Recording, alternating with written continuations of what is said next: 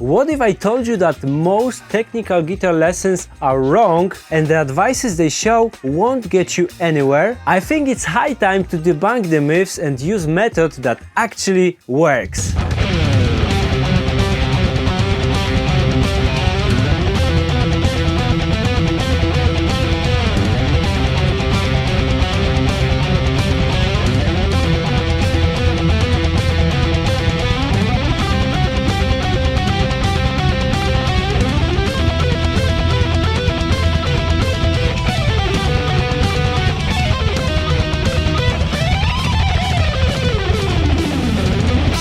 Imagine for a moment that you have to learn a simple thing that requires coordination. For example, juggling. How will you approach this? By doing it slowly and watch every movement? I don't think so. So why do you learn to play guitar fast this way?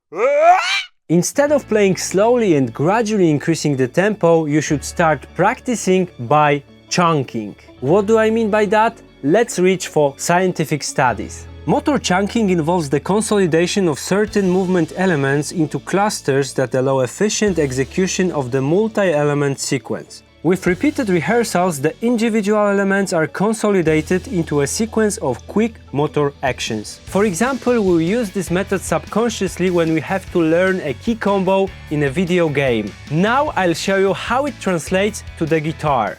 If you want to play a fast line like this, you should break it down into smaller chunks and work on them. Let's start with only 2 notes. 3.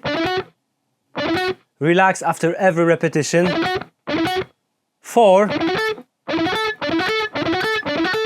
5. 6. And then bend so we can divide it like this.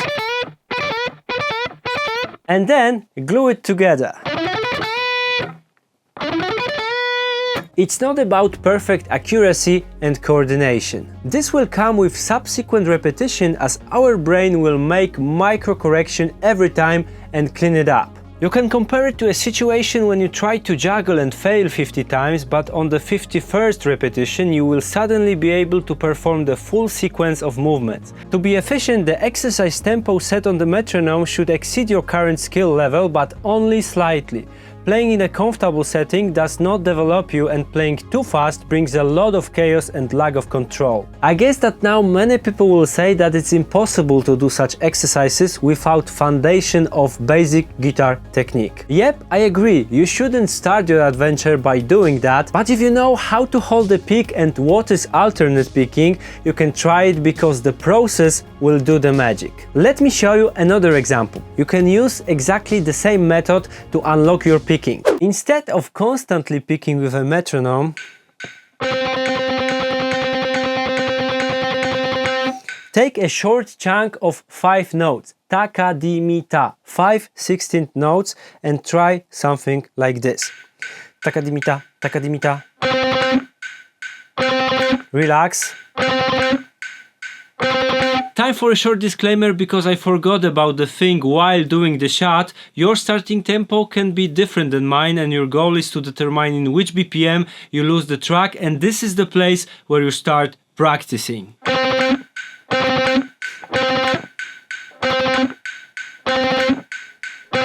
It's very interesting that the brain communicates with the body in a completely different way when doing things fast. Therefore, working on technique only slowly and precisely is worthless in the long run. To be honest, the only way to check if something works is to put it in the right context. Frankly, at a slow pace, either way of playing will be fine. Look at this grip.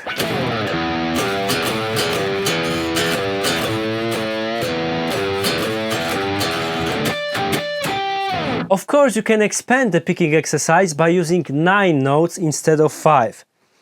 Taka di mi ta.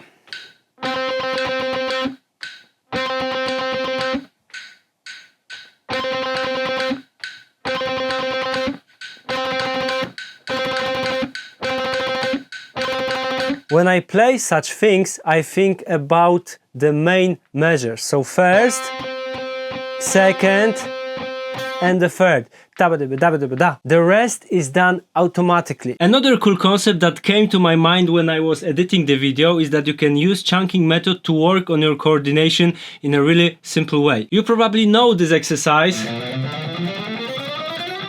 which is not that useful, but you can take this idea and play it like a chunk. For example, I take 1, 2, 3, 4 and do then 1, 2, 4, 3, 1, 3, 2, 4, and this is how you build the coordination between your fingers and your picking. When you hit a wall during your exercises, instead of slowing down, try experimenting. For example, change the angle, change the way you grip a pick, try different mechanics. When we are talking about more complex exercises, such as learning a riff or a solo, it is very useful to train your hands in isolation. Let's take apart from technical difficulties.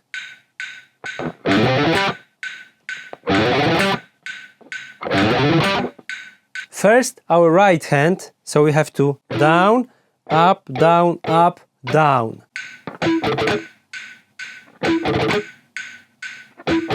Then the left hand.